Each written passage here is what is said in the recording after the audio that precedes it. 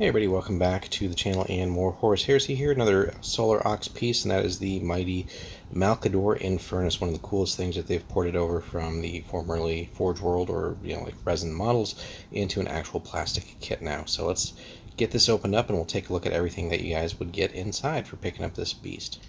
Alrighty guys, we're back. We got everything open up here, so somewhat similar to the Valdor, which we just recently looked at, of course.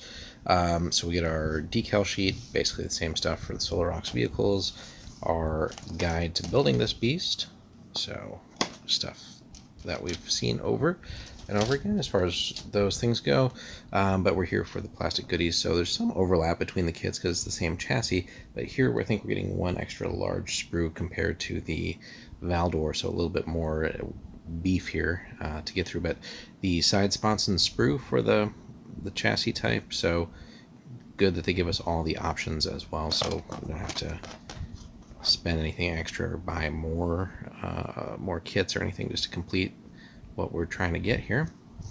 And we get a couple of smaller size sprues, but still a lot of stuff here, so some of the pintle weapons and just accessories like the dozer blade and so on and so forth, hunter killer missiles, etc. So that's all packed onto the one frame here. Again, good details. You got the plastic crewman that can pop out for the pintle weapon if you want as well, but just nice bits to have in general.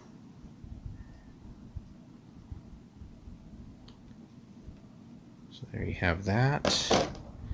And then because of the way the tank is designed, so it's got actually the larger fuel tank for the giant Inferno gun as its own little separate wheeled accessory that it kind of tows behind it to just keep the fuel separate from the main hull. So very cool aesthetic to that, kind of old like World War I tank vibes.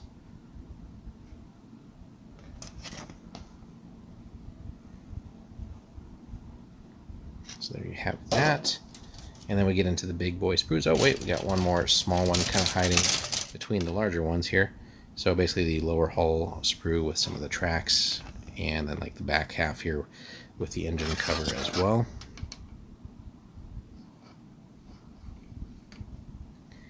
And then some of the trench crossing equipment that it has too. So again, very, like I said, World War I reminiscent.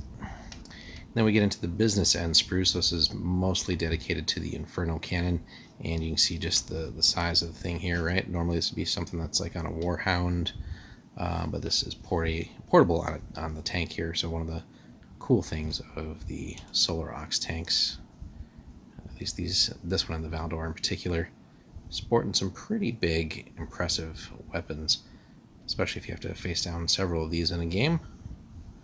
There's a lot of flamer template going around.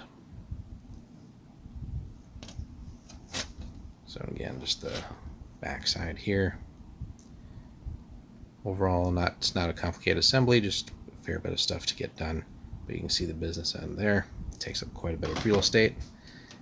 Next sprue, very similar from the Valdor again, so basically the hull assembly. A lot of similarities here.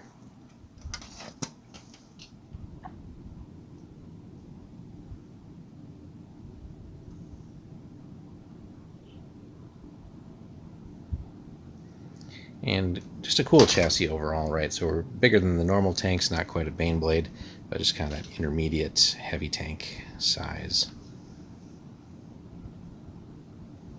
And then the other part of the hull assembly, sort of the main superstructure, or casemate, since it's a fixed weapon essentially, no turret for this.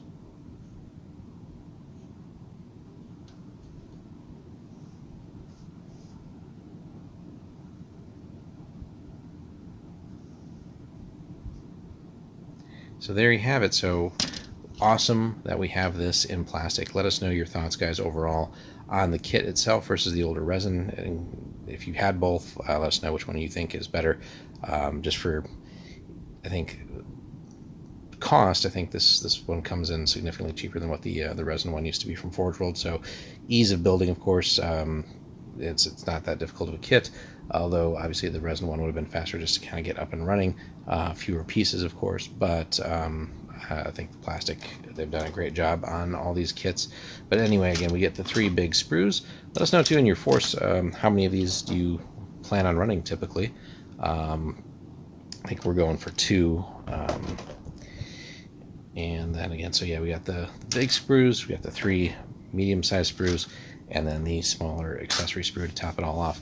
So good stuff here, great kit. I'm glad to see this in plastic, and see more of these on the tabletop to terrorize Marines. So let us know in the comments, guys, your thoughts again. Be sure to like and subscribe, and we'll have more Horus Heresy for you very soon. Thanks for watching.